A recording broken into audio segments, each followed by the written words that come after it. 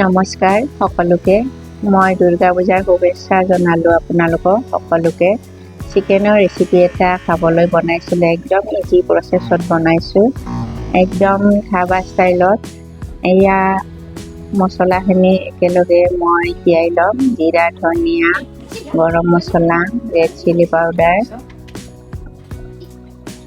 আৰু অকণমান জালুকৰ গুড়ি দিছোঁ পানীত এইদৰে ভালকৈ 5 মিনিট তিয়াই থ'ম এতিয়া মই আদা নহৰু লৈছোঁ ভালদৰে আদা নহৰু একেলগে পিচি ল'ম আৰু এয়া গোটা মছলা প্ৰথমতে মই কেৰাহীত তেল দি লৈছোঁ এতিয়া গোটা মছলাখিনি দিম জিৰা ধনিয়া ইলাচি তেজপাত শুকান জলকীয়া একেলগে দি দিছোঁ অকণমান ফ্ৰাই কৰি লৈছোঁ এয়া পিঁয়াজ লৈছোঁ সৰু সৰু স্লাইচ কৰি লৈছোঁ পিঁয়াজখিনি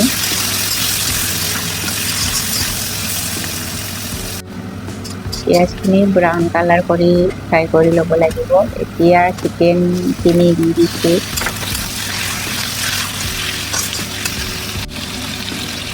নিমখৰ লগত 10 মিনিট মই ফ্ৰাই কৰিম চিকেনখিনি ভালদৰে ফ্ৰাই কৰি ল'ম মছলা নিদি এতিয়া এয়া আলু এটা কাটি লৈছোঁ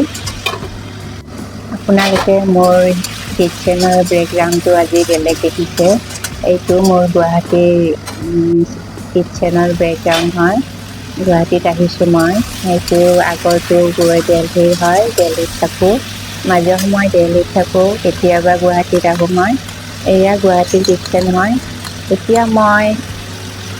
এতিয়া মই তিয়াই থোৱা মছলাখিনি একেলগে দি দিছোঁ মছলাৰ লগত 5 মিনিট ফ্ৰাই কৰি ল'ম আপোনালোকৰ ৰেচিপিটো ভাল লাগিলে চেনেলটো ছাবস্ক্ৰাইব কৰি দিব কমেণ্ট কৰিব ৰেচিপিটো কেনেকুৱা হৈছে লাইক কৰিব এয়া আদা নহৰুৰ পেষ্ট 2 চামুচ দি লৈছোঁ আদা নহৰুৰ পেষ্ট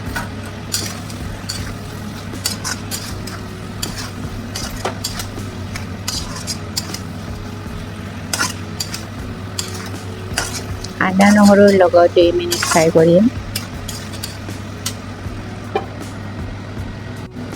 এতিয়া মই এটা বিলাহী পেষ্ট বনাই লৈছোঁ চিকেনৰ লগত একেলগে দি দিছোঁ এতিয়া মই বিলাহীৰ সৈতে 5 মিনিট ফ্ৰাই কৰি ল'ম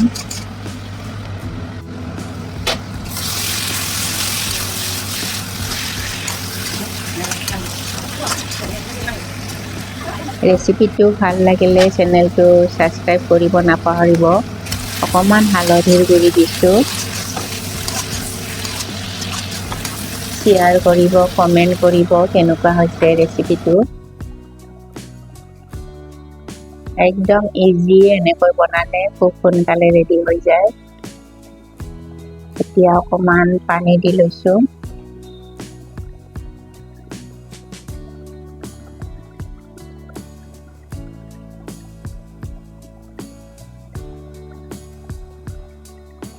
ৰেডি হৈ গ'ল মোৰ চিকেনৰ ৰেচিপি আজিলৈ আহিছোঁ নমস্কাৰ দেই